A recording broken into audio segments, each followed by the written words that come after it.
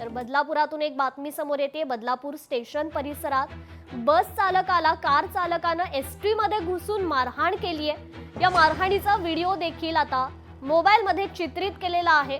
बदलापूर पश्चिम पोलीस ठाण्यात कार चालकाविरोधात गुन्हा दाखल झालाय। बदलापूर स्टेशन बाहेरील ही संपूर्ण घटना आहे।